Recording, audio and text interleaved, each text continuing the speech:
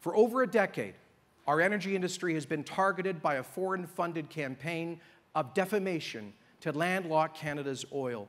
The cost to us is staggering. We are becoming a bargain basement economy, losing $40 million a day, $14 billion a year, and counting by underselling our most valuable asset to the United States. We are giving our family jewels away to the pawn shop. Unless we can get access to global markets, we will be assuming over time an opportunity cost of hundreds of billions of dollars and tens of billions in government revenue. That represents our ability to handle our future debts, our rising healthcare costs, to build future schools and infrastructure, and to provide to the next generation the standard of living that we hope for them. But this is not just an economic question. It's also a moral question for the whole world. The International Energy Agency projects growing global demand for oil and gas for the next 25 years. That demand will be met. So this is not an environmental question, because the demand is rising and the supply will rise to meet the demand. But if Justin Trudeau gets his way and phases out the oil sands, if David Suzuki and Elizabeth May and the Tides Foundation and the Rockefeller brothers and the whole lot of them, if they get their way by shutting down Canada's energy industry, the Iranian and Saudi theocracies that abuse gay men and women, the brutal socialist dictatorship in Venezuela, Vladimir Putin's Russia, and the Qataris and all of them, do you think they will stop producing or shipping a single barrel of oil? Absolutely not. So the question is whether Canada, with the highest human rights, environmental, labor standards of any energy producer on earth, will compete with and hopefully displace energy coming from some of the world's worst regimes. Will we do that? Will we do the moral thing, or will we fold to this pressure and abandon global energy markets to Putin and to OPEC?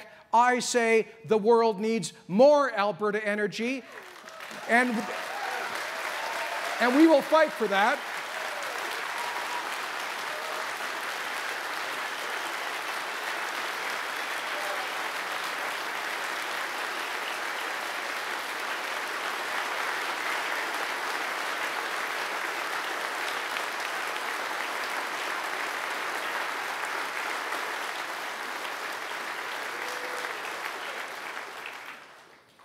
But now something's different. Like I talked about this campaign starting a decade ago. Now something's different. The special interests, they started this thing called the tar sands campaign at a meeting with the Rockefeller brothers. You can't make this up. It sounds like a Jean Le Carré novel or something.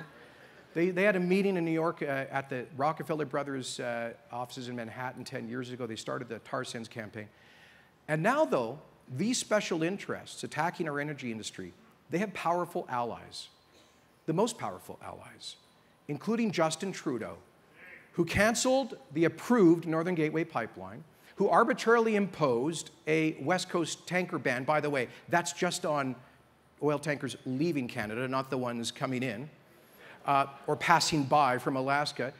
He violated Alberta's jurisdiction to regulate oil and gas production by getting the National Energy Board into the business of regulating upstream emissions. That is jurisdiction that Peter Lougheed fought for and got written into the Constitution that our Premier has surrendered on. Brad Wall never would have done that in Saskatchewan.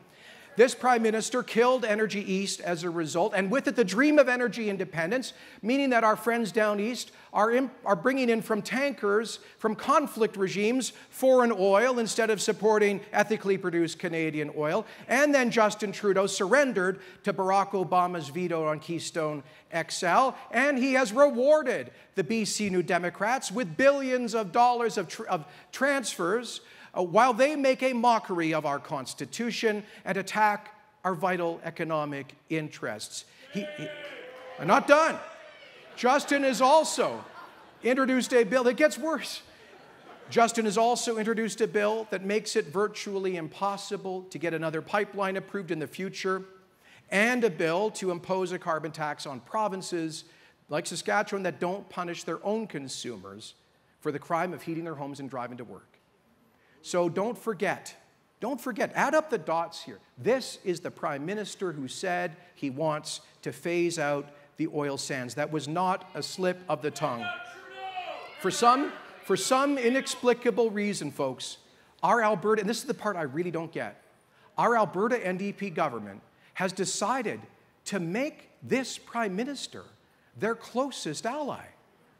Their closest ally. For them, Justin Trudeau can do no wrong. Every day I'm in the legislature asking them to take issue with the anti-pipeline bill, with the federal carbon tax threats, with the intrusion into our jurisdiction, with his shutting down Energy East, with his cancellation of Northern Gateway, with his surrender to Obama on Keystone, on his total inaction on Trans Mountain. Every day I give them an opportunity to stand up for Alberta, and every day our NDP government instead sides with Trudeau in Ottawa defending this federal government that is undermining the engine of our prosperity. And to top it all off, we have politicians benefiting from billions of dollars in equalization transfers.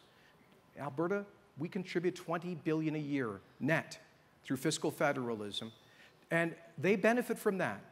Most of that wealth generated by our energy industry. But many of these same politicians have opposed the pipelines that would help to produce that wealth that goes to them in equalization. As Brad has said, maybe the only way that we can get them to support the pipeline is if we ship the equalization dollars through it.